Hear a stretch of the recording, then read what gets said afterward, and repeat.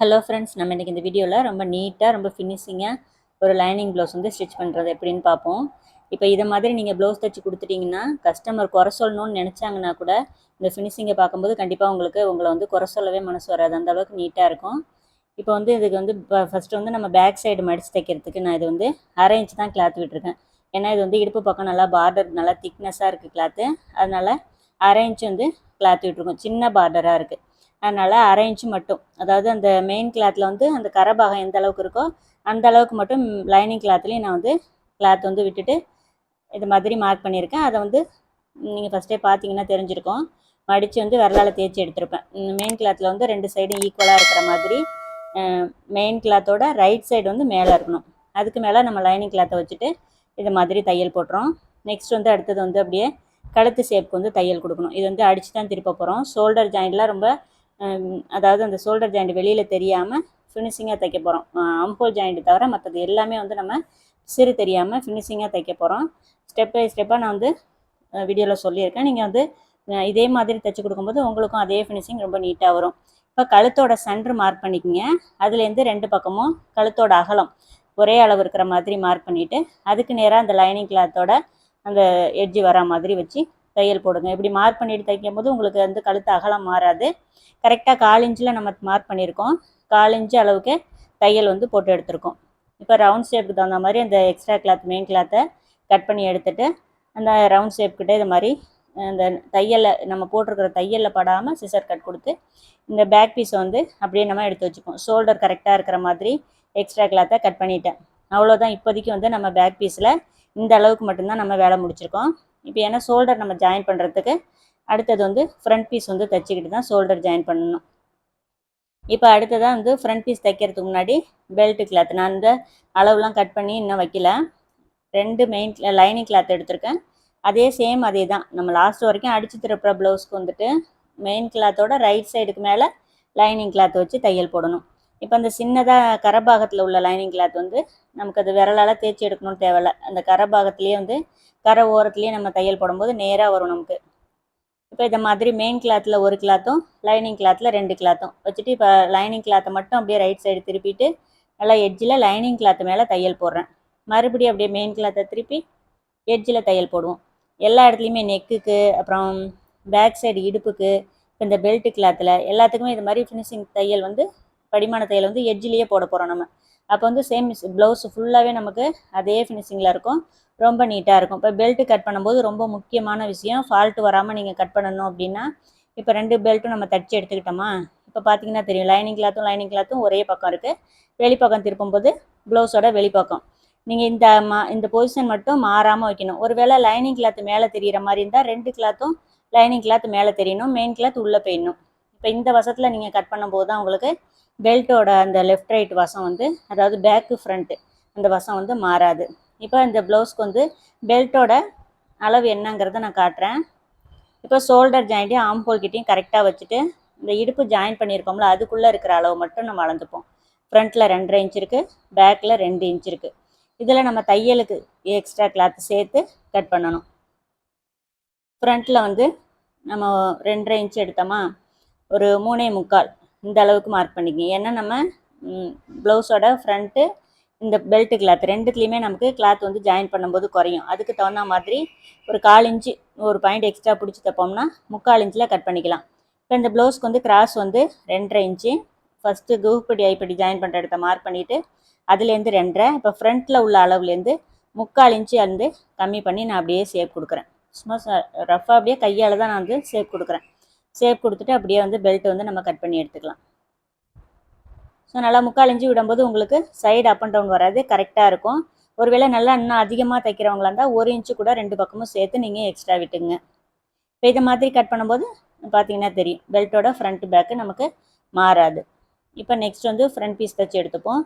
அடித்து தான் திருப்ப போகிறோம். ஃபஸ்ட்டே வந்து வசம் பார்த்து இது மாதிரி கரெக்டாக எடுத்து வச்சுங்க. இதையும் அதே தான் மெயின் கிளாத்தோட ரைட் சைடு மேலே லைனிங் கிளாத் வைக்கிறோம். கரெக்டாக வந்து எல்லா பக்கமும் ஈவனாக இருக்கிற மாதிரி வச்சுட்டு இப்போ வந்து முன் நெக் வந்து ஜாயின் பண்ணிப்போம். இப்போ இந்த முன் நெக் வந்து அடித்து திருப்புறதுக்கு முன்னாடி ஒரு விஷயம் நீங்கள் பண்ணிக்கங்க. இப்போ அளவு ப்ளவுஸை வச்சு, ஏன்னா அடித்து திருப்பிட்டோம்னா நீங்கள் வந்து சரி பண்ணுறது கஷ்டம். அதனால் இதை மாதிரி எக்ஸ்ட்ரா ஷோல்டர் ஜாயிண்ட்டுக்கும் ஹூக்பட்டி ஐப்பட்டி ஜாயின் பண்ணுற இடம் கரெக்டாக இருக்கான்னு நீங்கள் செக் பண்ணிக்கிட்டு அதை மாதிரி தையல் போடுங்க. முக்கியமாக வந்து இது வந்து பியூர் காட்டன் கிளாத், ரொம்ப நைஸாக இருக்குது. சிந்தட்டிக் கூட கலக்கலை. இப்போ சிந்தட்டிக் கலந்தால் கூட ரொம்ப சுருங்காது. இந்த கிளாத் வந்து ரொம்ப சுருங்கும். அதனால லைனிங் கிளாத்தை கொஞ்சம் கூட இழுக்கவே கூடாது. லைனிங் கிளாத்தை எந்த அளவுக்கு லூஸ் கொடுத்து தைக்க முடியுமோ தைக்கணும். நல்லா கவனமாக கேட்டுங்க. லைனிங் கிளாத்தில் தான் லூஸ் கொடுக்கணும். இப்போ ஒரு வேளை நெக் வந்து உங்களுக்கு குறையுது அப்படின்னு வச்சிங்களேன். இப்போ நான் அதை சொல்கிறேன். இப்போ ஃப்ரண்ட்டு ரவுண்ட் நெக் அப்படிங்களா இந்த மாதிரி வளைவு கொடுத்துக்கிறேன். ஒரு வேளை வந்து கழுத்து உங்களுக்கு பெருசாக வேணும்னா கீழே தையல் போட்டுங்க. இல்லை அளவு கம்மியாக இருக்குது, கழுத்து இந்த பெருசாக போயிடுச்சுன்னா கொஞ்சமாக ஒரு 1/4 இன்ச்சு இந்த மாதிரி கிராஸாக கட் பண்ணிக்கிட்டிங்கன்னா உங்களுக்கு வந்து நெக் ஷேப் வந்து கட் பண்ணதுக்கப்புறம் அளந்து பார்க்கும்போது உங்களுக்கு டிஃப்ரென்ஸ் இருந்துச்சுன்னா அதை நீங்கள் வந்து தைக்கிறதுக்கு முன்னாடியே சரி பண்ணிக்கிங்க. ஏன்னா இது மாதிரி அடித்து திருப்பினோம்னா நமக்கு வந்து அதை சரி பண்ண முடியாது.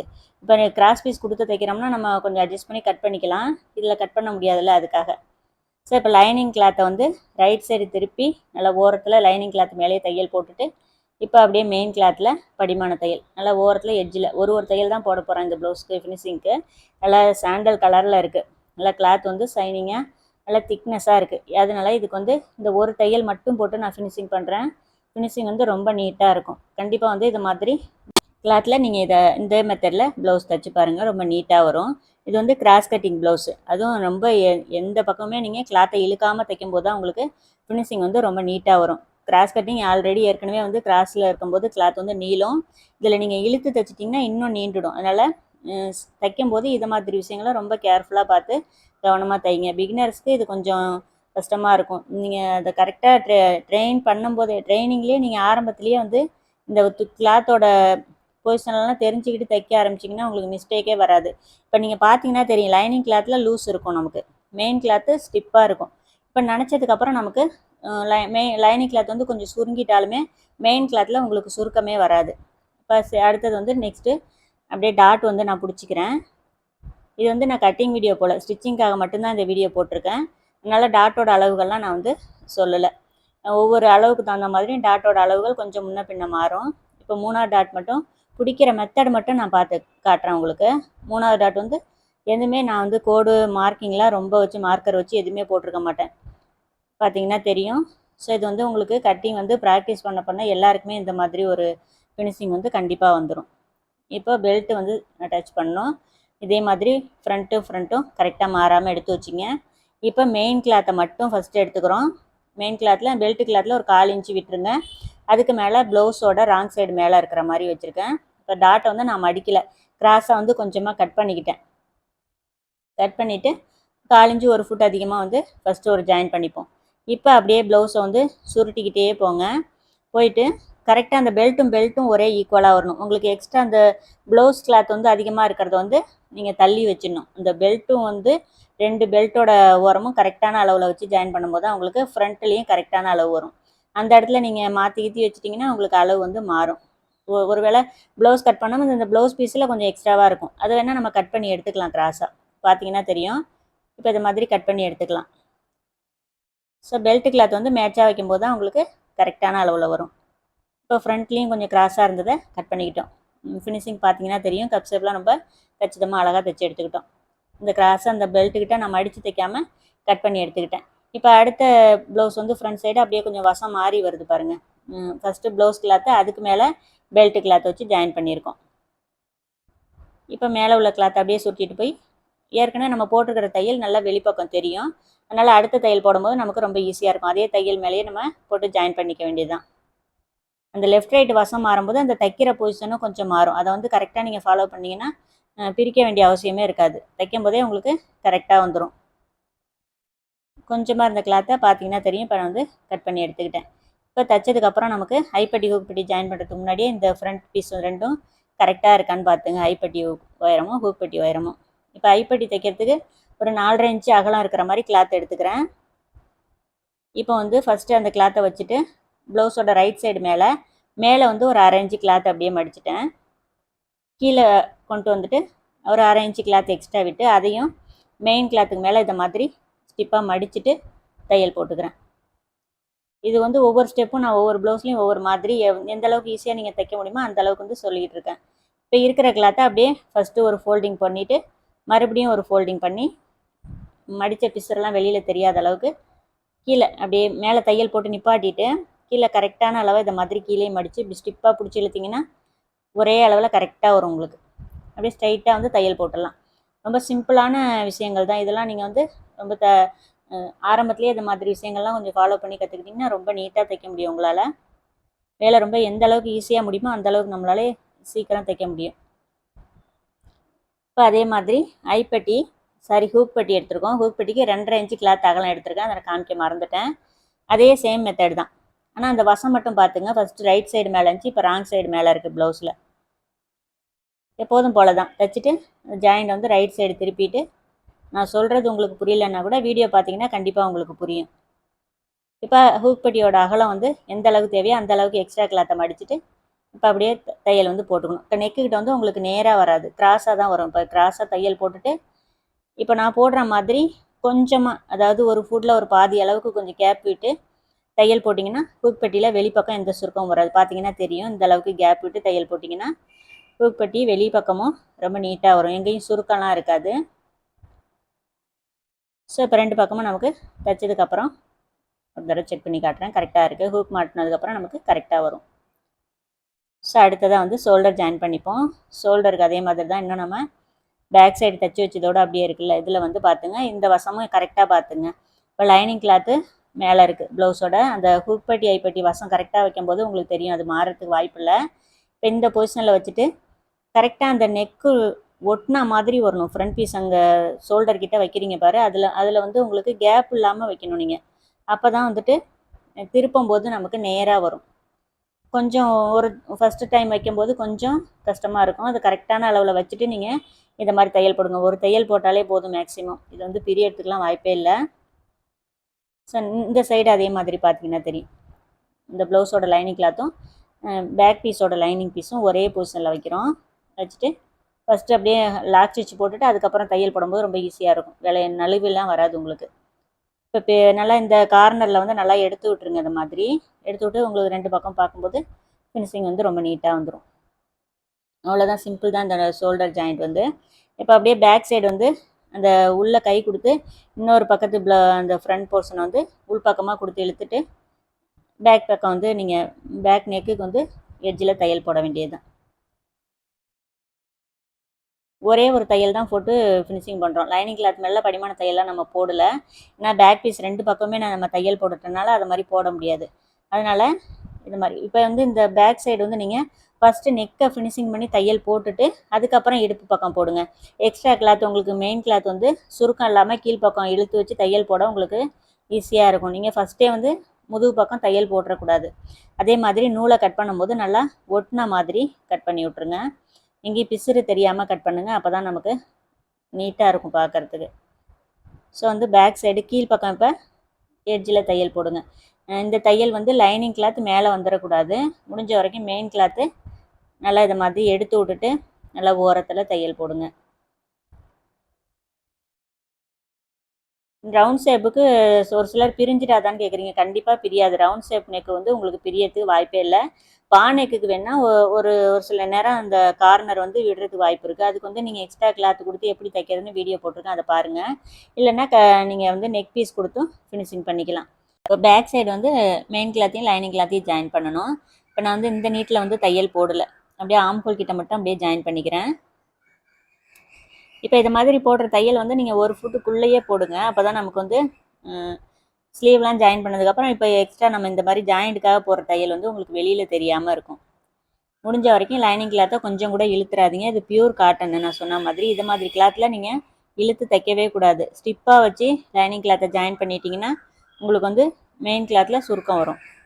ஸோ இந்த ஸ்டெப்பை ஃபாலோ பண்ணிட்டீங்கன்னா ப்ளவுஸ் நனைச்சதுக்கப்புறம் அந்த மாதிரி ஃபால்ட்லாம் வரவே வராது. இப்போ பேக் சைடு மட்டும் இது மாதிரி ஆம்ஹோல் உடம்பு சுற்றளவு ரெண்டும் கரெக்டாக இருக்கிற மாதிரி வச்சுட்டு ஒரு 1/2 இன்ச்சு நான் எப்போதும் போல் எடுப்பேன்ல கிராஸ் அதை மாதிரி எடுத்துக்கிறேன். டாட் வந்து நான் வந்து ஃபைனலாக தான் பிடிப்பேன். வீடியோ ஃபுல்லாக பார்த்தீங்கன்னா கண்டிப்பாக தெரியும். டாட் பிடிக்கும்போது என்னென்ன ஸ்டெப் நான் சொல்கிறேங்கிறதையும் கவனமாக கேட்டுங்க. இப்போ ஸ்லீவ் ஜாயின் பண்ணுறதுக்கு முன்னாடி ஃபஸ்ட்டு ஸ்லீவ் வந்து நான் தைச்சி எடுத்துக்கிறேன். இப்போ நான் வந்து ஸ்டெப் பை ஸ்டெப்பாக உங்களுக்கு காட்டணும் அப்படிங்கிறதுக்காக ஒவ்வொன்றையும் நான் வந்து எப்போ தைக்கிறேனோ அப்போ மட்டும் காமிச்சிட்ருக்கேன். இப்போ வந்து ஸ்லீவ் வந்து நீங்கள் ஃபஸ்ட்டே வந்து ரெடி பண்ணி வைக்கிறனாலும் வச்சுக்கலாம். இது உங்களோட விருப்பம்தான். உங்களுக்கு எந்த மாதிரி தைச்சா உங்களோட ஸ்டிச்சிங் வந்து உங்களுக்கு ஃபாஸ்ட்டாக வேலை முடியுதோ அதுக்கு தகுந்த மாதிரி நீங்கள் ஸ்டிச்சிங் மெத்தட் வந்து ஃபாலோ பண்ணிக்கோங்க. இப்போ அதே மாதிரி தான் இந்த மெயின் கிளாத்தோட ரைட் சைடுக்கு மேலே லைனிங் கிளாத்தோட ராங் சைடு மேலே இருக்குது. ஏன்னா எக்ஸ்ட்ரா கிளாத்து நம்ம பிசுறு தெரியாமல் ஜாயின் பண்ணுறதுக்காக லைனிங் கிளாத்தில் 2 பக்கமும் நான் வந்து எக்ஸ்ட்ரா கிளாத்து கொடுத்து ஜாயின் பண்ணியிருக்கேன். அதனால் அந்த ஜாயிண்ட் வந்து ஃபஸ்ட்டு மேலே தெரிகிற மாதிரி வச்சுட்டு மறுபடியும் அடித்து திருப்பும்போது அந்த ஜாயிண்ட்லாம் வந்து உங்களுக்கு உள்பக்கம் போயிடும். எந்த ஜாயிண்ட் தையலும் வெளியில் தெரியாது. அதே மாதிரி லெஃப்ட் ரைட் வசம் பார்த்துங்க. பேக்கில் ஆரம்பித்து ஃப்ரண்ட்டில் முடித்தோம். அடுத்த ஸ்லீவ் ஆரம்பிக்கும் போது ஃப்ரண்ட்டில் ஆரம்பிக்கணும். அப்போ தான் வந்து அதாவது இந்த லெஃப்ட் ரைட் அந்த சோத்து கை பீச்சை கை வந்து உங்களுக்கு மாறாமல் கரெக்டான அளவில் வரும். இப்போ வந்து இந்த படிமான தையல் நீங்கள் போடுறதுனாலும் போடலாம், இல்லைன்னா அப்படியே நல்லா ப்ளைனாக நல்லா தேய்ச்சிட்டு நீங்கள் மெயின் கிளாத்தையும் லைனிங் கிளாத்தையும் ஜாயின் பண்ணிவிட்டும் ஃபினிஷிங் பண்ணிக்கலாம். அதை மாதிரி தைச்சாலும் நல்லாயிருக்கும். இப்போ வந்து ஸ்லீவ் ஜாயின் பண்ணுறதுக்கு முன்னாடி இந்த மாதிரி பேக்கு ஃப்ரண்ட்டு ப்ளவுஸோட பேக்கு ஃப்ரண்ட் இது மாதிரி வச்சிங்க. நீங்கள் எவ்வளோ கரெக்டான அளவில் கட் பண்ணியிருந்தாலும் இதை மாதிரி ஸ்லீவ் ஜாயின் பண்ணுறதுக்கு முன்னாடி ஒரு தடவை கரெக்ஷன் பண்ணிக்கிட்டிங்கன்னா எந்த மிஸ்டேக்குமே வராது. இப்போ இதை மாதிரி கரெக்டாக வச்சுட்டு ஷோல்டரை வந்து செக் பண்ணிக்கலாம். எனக்கு கரெக்டாக இருக்குது. ஃப்ரண்ட் பீஸில் மட்டும் கொஞ்சமாக எக்ஸஸாக கிளாத் இருக்குது. நான் இந்த ஃப்ரண்ட் பீஸ்க்கு வந்து உள் வளைவு இன்னும் நான் வந்து குடஞ்சி கட் பண்ணல. அது எந்த அளவுக்கு நமக்கு எக்ஸ்ட்ரா வருதுங்கிறத இப்போ நான் வந்து உங்களுக்கு காட்டுறேன். இந்த அளவுக்கு நமக்கு வெளிப்பக்கம் பார்க்கும்போது, அதாவது ப்ளவுஸோட பேக் சைடு திருப்பி பார்க்கும்போது ஃப்ரண்ட்டில் உள்ள எக்ஸ்ட்ரா கிளாத் வந்து உங்களுக்கு ஆட்டோமேட்டிக்காக அழகாக வெளியே தெரியும். அதை மட்டும் நம்ம அப்படியே கட் பண்ணி எடுத்துக்கிட்டேன். ஒருவேளை நீங்கள் கட் பண்ணும் போது அந்த உள் வளைவு என்ன அளவு கட் பண்ணுறதுன்னு தெரிலனா அதை இந்த மாதிரி டெக்னிக்கில் நீங்கள் கட் பண்ணுங்கள். ரொம்ப கரெக்டாக வரும். ஸ்லீவ் வந்து நமக்கு கரெக்டாக மேட்ச் ஆகுது. இப்போ வந்து 2 பக்கமும் அதே மாதிரி சரி பண்ணிவிட்டு ஸ்லீவ் வந்து நான் ஷோல்டர்கிட்டேருந்தே ஜாயின் பண்ணி காட்டுறேன். ஷோல்டர் ஜாயிண்ட்டும் ஸ்லீவோட சென்டரும் மார்க் பண்ணியிருக்கோம்ல, அதுலேருந்து கரெக்டாக வந்து ஜாயின் பண்ணிக்கலாம். ஃபஸ்ட்டு முடிச்சுக்கிட்டு இப்போ அப்படியே பேக் சைடு திருப்பி 2 தையல் போட்டுக்கலாம். இது மாதிரி நீங்கள் சைடு வந்து பிசுறு தெரியாமல் ஜாயின் பண்ணோம் அப்படின்னா மெயின் கிளாத்தில், அதாவது உடம்போட பீஸ்லேயும் சரி ஸ்லீவோட பீஸ்லேயும் சரி நல்லா 2 இன்ச்சுக்கு குறையாமல் கிளாத் அதிகமாக விட்டிங்கன்னா தான் உங்களுக்கு வந்து சைடு ஜாயின் பண்ணும்போது இப்போ நான் காட்டுறேன் பிசுறு தெரியாமல் தைக்கிறதுக்கு கரெக்டாக வரும். கம்மியாக விட்டிங்கன்னா கிளாத் வந்து ரொம்ப கம்மியாக இருக்கும்போது அதை மாதிரி தைக்கிறது கொஞ்சம் கஷ்டம். அதனால் நல்லா 2 இன்ச்சு கிளாத் வந்து நீங்கள் அதிகமாக விடணும். இப்போ இந்த ஆம்ஹோல் ஜாயிண்ட்டுமே நம்ம அதே மாதிரி ஜாயின் பண்ணலாம். நான் தனியாக அதுக்குன்னு ஒரு வீடியோ நான் வந்து தனியாக போடுறேன். இப்போ இந்த மாதிரி ஆம்ஹோல் வந்து எந்த சுருக்கமும் இல்லாமல் ஜாயின் பண்ணி எடுத்துங்க. பார்த்தீங்கன்னா தெரியும். சேம் அதே மாதிரி 2 பக்கமும் நம்ம ஜாயின் பண்ணி எடுத்துகிட்டு ஃபஸ்ட்டு நான் எப்படி ஜாயின் பண்ணுறேன்னு பாருங்கள். ப்ளவுஸோட வெளிப்பக்கம் முன்கை சுற்றளவு சரியான அளவு மார்க் பண்ணிக்கங்க. அதுலேருந்து 2 இன்ச்சு இந்த மாதிரி மார்க் பண்ணிக்கிட்டு அந்த 2 இன்ச்சு மார்க் பண்ணியிருக்கோம்ல அதை ஃபஸ்ட்டு அதில் வச்சு தையல் போட்டுங்க. அந்த ஆம்ஹோல் ஜாயிண்ட் 2ம் ஸ்லீவ் பக்கமாக மேல் பக்கமாக திரும்பி இருக்கணும். இப்போ ஹூக் பட்டி பக்கம் மார்க் பண்ணும்போது ஹூக் பட்டியோட சேர்த்துட்டு இடுப்போட சுற்றளவு வந்து மார்க் பண்ணிக்கங்க. அதுலேருந்து 2 இன்ச்சு எக்ஸ்ட்ரா விட்டுங்க. நான் வந்து 7.5 இன்ச்சு மார்க் பண்ணிவிட்டு அதுலேருந்து 2 இன்ச்சு மார்க் பண்ணிவிட்டு அப்படியே வந்து ப்ளவுஸோட ஃபஸ்ட்டு வெளிப்பக்கம் தையல் போடுறேன். நல்லா பார்த்துங்க. இப்போ வந்து ஓரத்தில் ஒரு 1/4 இன்ச்சு மட்டும் கிளாத் விட்டுட்டு மீதி எக்ஸ்ட்ரா கிளாத்தை ஸ்ட்ரைட்டாக அதை மாதிரி கட் பண்ணி எடுத்துப்போம். சேம் அதே மாதிரி 2 பக்கமும் நம்ம தையல் போடணும் ஃபஸ்ட்டு. இப்போ ஐப்பட்டி பக்கம் மார்க் பண்ணணும். ஐப்பட்டியை விட்டுட்டு அதுலேருந்து ஒரு 7.5 இன்ச்சு மார்க் பண்ணிக்கிட்டு அதுக்கு பக்கத்தில் 2 இன்ச்சு மார்க் பண்ணிக்கோங்க. இப்போ அதுலேருந்து தையல் போடணும். கீழ்ப்பக்கம் தையல் போட்டு நிப்பாட்டிட்டு அப்படியே வந்து ஸ்லீவ்லேயும் மார்க் பண்ணிங்க. அந்த வசம் வந்து மாறும். ஃபஸ்ட்டு வந்து ஸ்லீவ்லேருந்து ஆரம்பித்து இடுப்புக்கிட்ட மார்க் பண்ணி தைச்சோமா, இப்போ இடுப்பில் மார்க் பண்ணிவிட்டு ஸ்லீவுக்கிட்ட தைக்கிறோம். சேம் அதே தான். முன்கை சுற்றளவு மார்க் பண்ணிங்க. எக்ஸ்ட்ரா 2 இன்ச்சு கிளாத் விட்டுட்டு தையல் ஸ்ட்ரைட்டாக ஒரு தையல் போட்டுட்டு அதுக்கப்புறம் எக்ஸ்ட்ரா கிளாத் இது மாதிரி கட் பண்ணிக்கிட்டு அப்படியே ப்ளவுஸை திருப்பி நம்ம எப்போதும் சைடு எப்படி ஜாயின் பண்ணுவோமோ அதே மாதிரி அளவு மார்க் பண்ணி தைக்க வேண்டியது தான். இப்போ இடுப்போட ரெடி சுற்றளவு 7.5 இன்ச்சு, அதாவது ஹூக் பெட்டியோட சேர்த்து அளக்குறோம். ஐப்பட்டி பக்கம் அளக்கும்போது ஐப்பட்டியை சேர்க்காமல் அளவு மார்க் பண்ணிக்கணும். ரொம்ப அது முக்கியம். அப்போ தான் உங்களுக்கு வந்து ஒரு சிலர் வந்து ஒரு சைடாக ப்ளவுஸ் இழுத்துக்கிட்டு போகுதுன்னு சொல்கிறீங்களே, அது கரெக்டான அளவில் 2 பக்கமும் ஒரே அளவில் நீங்கள் மார்க் பண்ணி உடம்பு சுற்றளவு இடுப்பு சுற்றளவுலாம் தைக்கும்போது எந்த பக்கமும் இழுத்துக்கிட்டு போகாமல் கரெக்டாக சென்டரில் நேராக வரும். ஸோ இப்போ இதே மாதிரி 2 பக்கமும் ஜாயின் பண்ணிக்கலாம்.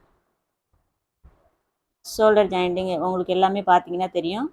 ரொம்ப நீட்டாக இருக்கும். எங்கேயுமே சுருக்கம்லாம் எதுவுமே இருக்காது.